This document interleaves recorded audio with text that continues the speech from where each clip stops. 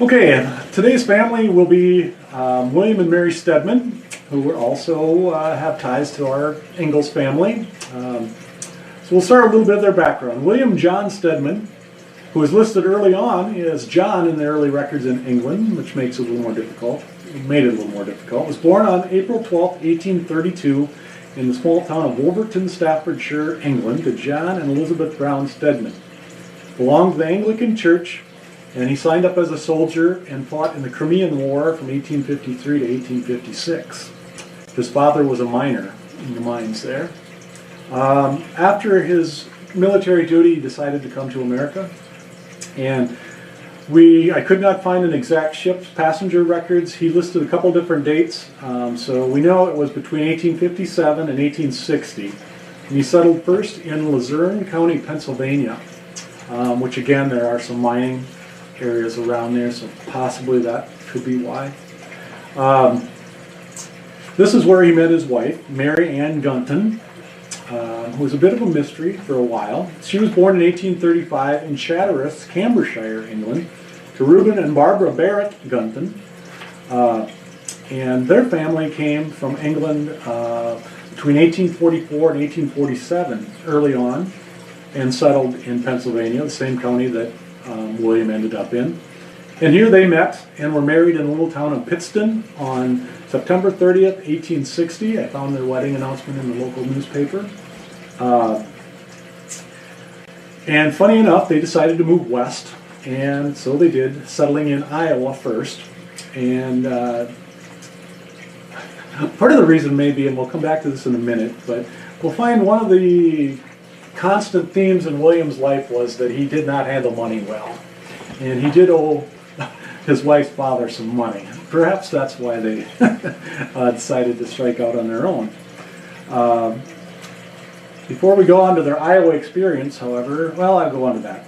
He decided, since he had military experience and was having money troubles, that he would enlist in the American Civil War. And so he enlisted at Crawfordsville, Iowa. I believe that was Washington County, in 1861, and was first part of Company F of the 11th Iowa Infantry. But when they found out that he had more experience, they made him drill master, and was later transferred to the cavalry unit. Not only that, they promoted him from private to sergeant in the 4th, Company B, 4th Iowa Cavalry. However, he did see some battle. However, he was discharged due to disability for chronic diarrhea. So dysentery of some kind. So anyway, the couple would go on to have 4 known children. As soon as he was done with fighting, that's why you can see they were married in 1860. They didn't have their first child until 1865. Well, he was fighting until 1864. But the funny part is they went back to Pennsylvania while she was pregnant, and she had the first son in Pennsylvania, who was born with only one leg. His name was John Wesley. They made a special note on the 1870 census that he was a cripple and had no left lower limb. Special notation. They then would go on to have Reuben, born in 1867, Thomas, who Laura talks about as Tommy the baby, 1872, and then Mary Ruth, the daughter, 1875, while they're here. But before we move that, we find in 1870, the next census year, that William was working as a collier, which meant basically it was the ups man of the time. He would deliver packages around that came in to people down there. But the family was struggling, and we find that early on. They had moved from Washington County to Mahaska County, and within 1 year, they were being foreclosed on. I found that in the paper where they owed $1,000 that they couldn't pay. And it was shortly thereafter that they moved to North Hero Township and took up farming in October of 1874.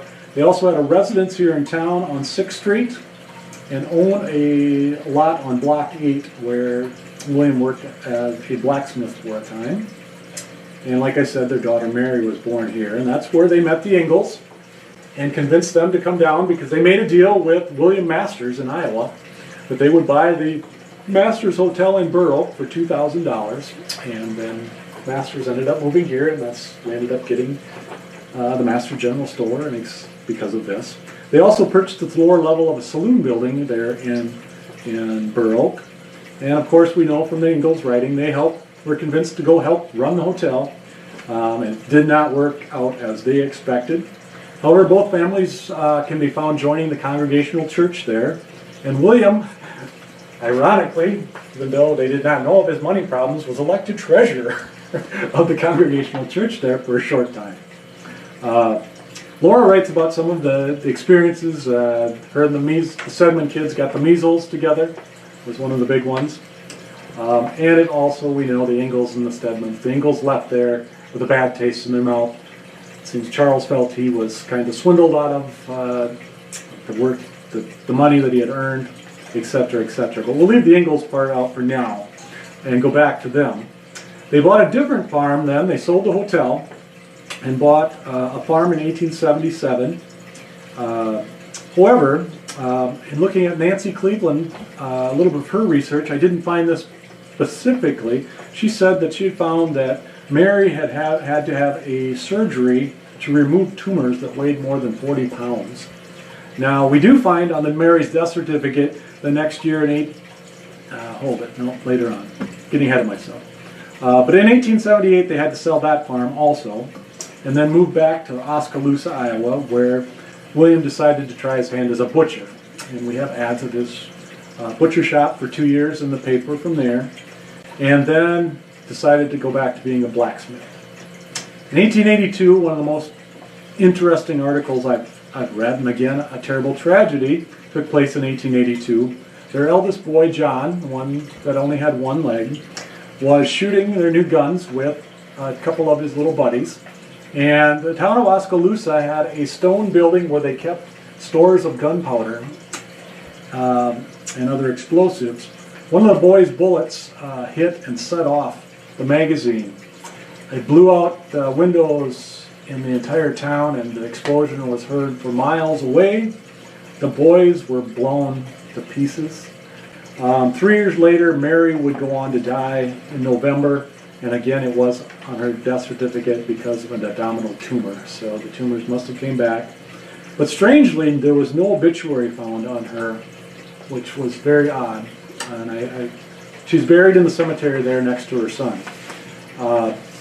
The next year, William marries another widow, Anna Fields, who had 6 children of her own, and William had his 3. They decided to leave Iowa behind because, once again, financial trouble showed up, and we find in 1887 that all their property's up for sale at a sheriff's sale. They then move on to Portland, Oregon, where William becomes a blacksmith, as do his boys, and lead a pretty uneventful life from that time on. William goes on to suffer a stroke in 1911, which leaves him paralyzed, and he dies on October 23rd and is buried in the Milwaukee Pioneer Cemetery in Clackamas County. And Anna, his second wife, would pass along the next year and is buried beside her husband.